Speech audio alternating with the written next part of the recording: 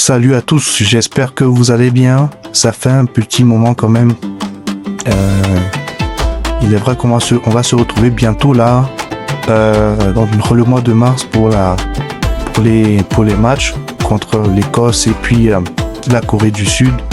Ça va nous permettre de retrouver notre équipe nationale et puis de encore ajuster et puis parfaire les choses, les perfectionner. Et il faut pas oublier qu'il y a la Coupe du Monde qui approche à grands pas. Donc voilà, j'espère que vous tous vous allez bien. Non, franchement, mais je suis vraiment impatient, voilà, de voir ces matchs-là contre la Corée. Ça va être très très déterminant. Ça va vraiment nous permettre de nous tester notre niveau. Et puis bon les gars, aujourd'hui on va casser les papos, hein. Comme vous le savez les gars, il y a quelque chose qui nous a frappé récemment, avant même le début de la CAN, et dans une interview vient de sortir récemment, donc je parle bien du cas Nicolas Pepe. Je vais commencer par aborder ce sujet. Alors les gars, après avoir vu ce que Nicolas Pepe nous a partagé, je veux tout d'abord lui apporter mon soutien. Voilà, indiquer que ce qu'il a traversé n'est pas quelque chose de facile. Vous savez, subir du racisme et se faire punir, je peux le dire comme ça, par sa fédération, avoir eu le sentiment de ne pas avoir reçu de soutien, c'est vraiment difficile. Voilà, pour une simple vanne qui n'était pas méchante du tout, je pense, elle n'était pas du tout méchante. Et c'est vraiment quelque chose où il ne dirait vraiment rien de mal. Je parle du cas sur le Maroc. Voilà, vraiment tout le soutien. Et pareil aussi pour Alban Lafont. Je crois que si c'est permis de dire ça, c'est parce que il sait que le joueur va pas mal le prendre. Il sait pertinemment, enfin, vous savez, c'est une équipe, hein, c'est comme une famille, ils sont tous ensemble. Donc en fait, lorsqu'il se permet de dire ça, il sait ce qu'il fait. Vous voyez, il sait ce qu'il fait. Alors oui, peut-être sur le coup, il ne pense pas aux répercussions, il ne pense pas aussi à comment cela affecte la fédération. Ça aussi, on peut le comprendre. On peut comprendre que la fédération puisse lui accorder une petite mise à pied, ou je comprends. Mais est-ce qu'aujourd'hui, avec tout ce il nous a partagé là, ça mérite cela? Je ne pense pas, les gars. Je ne pense pas. Moi, après ce que j'ai vu, j'ai trouvé que Nicolas Pepe a été fortement touché. Il a partagé beaucoup de choses. Nous, on a vu ce que ça a pris sur les réseaux après la sortie de l'interview. Mais Nicolas Pepe a quand même partagé qu'après ça, il y a une grosse prise d'ampleur. Vous comprenez? Dans les messages qu'il a reçus, nous, on les a pas vus.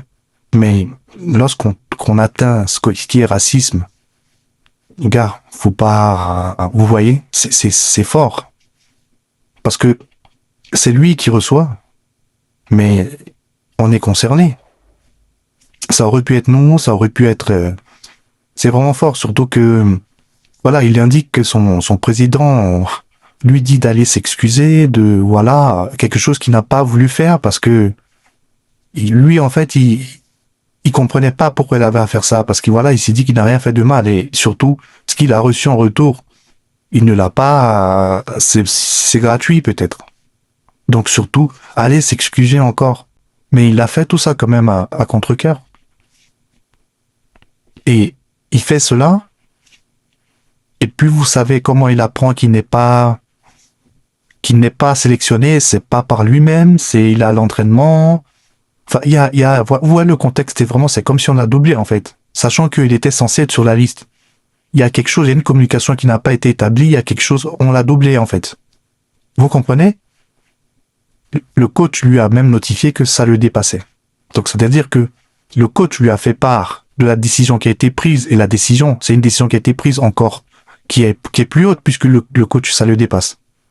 Vous comprenez? Donc, si le coach te fait part de ça, ça veut dire que le coach n'est pas forcément d'accord avec ça, mais il n'a pas le choix. Donc, qui a fait le choix, les gars?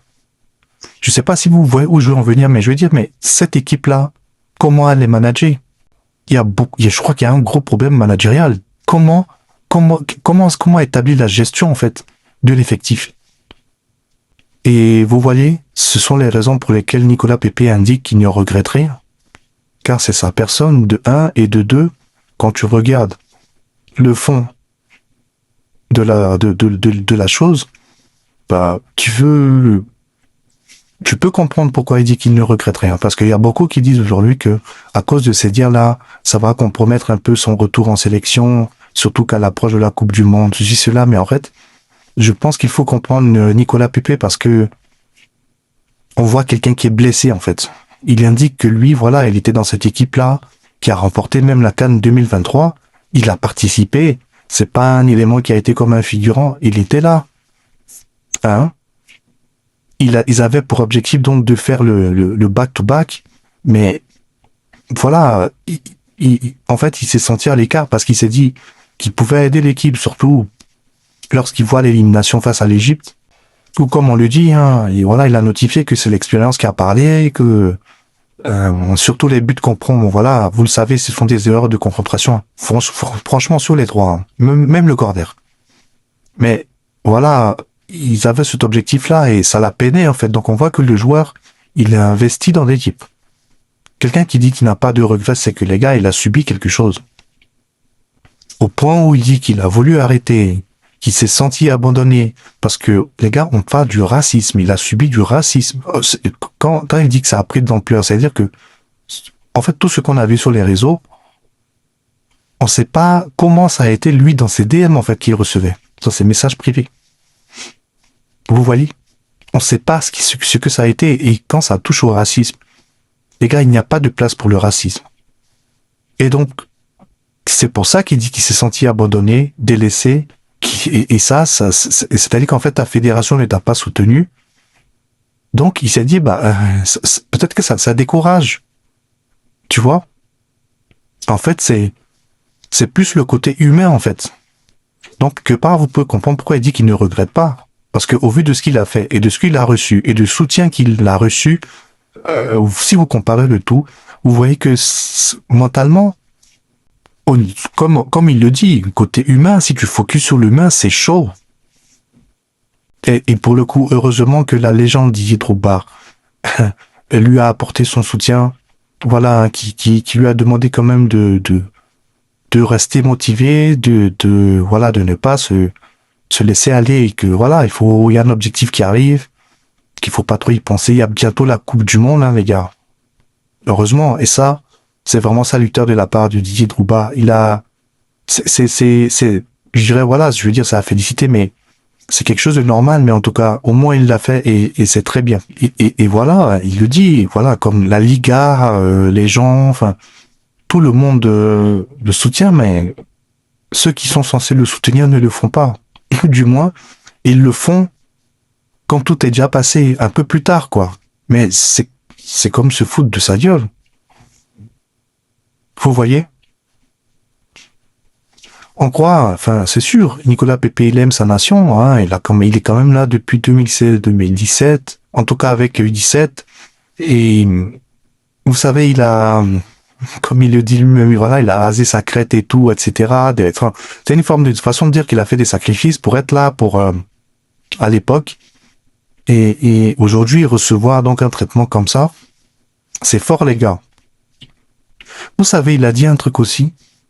Et ça, pour moi, c'est à souligner parce que ça en dit long et je pense que ça ne parle pas que pour lui. Vous allez voir. Pourquoi je dis ça ne parle pas que pour lui? C'est parce qu'il dit à son arrivée, il y avait donc des anciens, il y avait beaucoup d'anciens. On se rappelle tous à cette époque-là. Moi, je vois, en tout cas, à la CAN 2017, par exemple, je sais qu'il y avait encore les anciens qui étaient là. Et il mentionne que c'était beaucoup. Il prenait beaucoup de place. Donc il a dit, c'était compliqué pour nous, les jeunes, de s'exprimer. Les gars, c'était compliqué pour nous, les jeunes, de s'exprimer. Je voulais juste mentionner ça et dites-moi dans les commentaires à quoi ça vous fait penser. Parce que pour moi, ça là, c'est pas une phrase anodine. C'est pas anodin, en tout cas. pour nous les jeunes. Donc, il dit nous les jeunes. Bon, si on va voir à l'époque là, on va voir avec qui comme jeune. Mais il dit voilà, il n'a pas cette modalité là de vouloir rester jusqu'à 35, 36, peut-être 36, 37, car le vivier, la Côte d'Ivoire a vraiment un vivier, un bon vivier très large, et ce vivier-là doit s'exprimer. C'est pour ça aussi qu'il mentionne que voilà, il est conscient de tout ce qu'il a vu, les Amad Diallo, les Yann Diomandé, Passoumana Touré, notamment même, il dit qu'il lui fait penser un peu à Ousmane Dembélé. C'est un très beau compliment aussi, hein. Et puis voilà, Inao, vous comprenez? Et les gars, voilà, il conclut cela en disant que voilà, il n'a pas bloqué le chemin, vouloir rester remplaçant pour une certaine heure de gloire, que voilà, lui n'est pas égoïste, il a cette notion de partage. Voilà, que à 35, 36 ans, il n'ira pas voir le coach pour pouvoir jouer. Bon, je sais pas, moi, vous voyez les propos, hein. Dites-moi, vous pensez à quoi quand il dit ça? Qu'est-ce que... J'ai l'impression que en tout cas, il a beaucoup sur le cœur. Il a vraiment été touché dans cette partie-là avant la CAN. Vraiment. Et c'est très normal. Aujourd'hui, certains disent que voilà, après la sortie de cette interview, c'est fini. Nicolas Pepe ne sera plus appelé dans l'équipe nationale de Côte d'Ivoire et que lui-même, son esprit n'est plus dessus. Bon. Au vu de ce qui s'est passé premièrement, et que on a vu ce qu'a été la punition, bon, c'est un peu cela qui se répète, donc on peut facilement conclure que c'est fini, ils vont s'énerver suite à cela, et que lui-même, voilà, lui aussi, il n'est plus dedans. Ça se tient, ça, on peut penser comme ça, mais moi, en fait, je retiens ses propos parce qu'il dit que maintenant, il est focus sur son club et en fait, il n'y pense pas. Que ce soit la trêve de mars ou peut-être même, si tu veux, la Coupe du Monde, où il n'y pense pas. Car à la CAN, il a fait beaucoup, voilà, on peut dire, il a fait une fixette dessus. Et au final, il n'a pas été pris. Vous comprenez que peut-être, oui, ça se tient, il est peut-être découragé, voilà. Mais aussi, peut-être qu'il se protège. En disant ça, c'est peut-être aussi, il se dit, mais à quoi me servirait de faire une fixette aussi peut-être sur la Coupe du Monde, etc., pour au final que je ne sois pas pris. Vous voyez? Donc, moi, je pense que ce sont des choses qui peuvent se tenir, mais je crois pas qu'il ferme tant que ça la porte. C'est juste que voilà, il préfère se protéger. C'est-à-dire ne pas se voiler la face. Ou bien être réaliste. Vous voyez, c'est ça. Moi, c'est comme ça que je vois la chose. Après, c'est pas nous qui décidons, on verra la suite, ce qui va venir, mais voilà. Il a mentionné que la Coupe du Monde, c'est la plus belle des compétitions pour un footballeur. Vous voyez que celle qui arrive là pourrait être sa première. Bon, ça, vous l'aurez compris, hein. Il dit ça dans le cas où il est appelé, mais c'est dans le sens aussi que, parce qu'il dit, elle pourrait être sa première, elle pourrait être sa dernière. Donc ça, c'est dans le sens où, voilà, il a 30 ans et, enfin, si tu vois, dans 4 ans, voilà, la prochaine Coupe du Monde, c'est en 2030. Donc c'est dans 4 ans, il aura 34 ans et c'est ce qu'il disait. Alors, moi, je ne vais pas rester dans l'équipe jusqu'à un certain âge parce que il y a un vivier. Donc voilà, c'est pour ça qu'il dit ça. Vous voyez. Que voilà un peu les dires de Nicolas Pepe.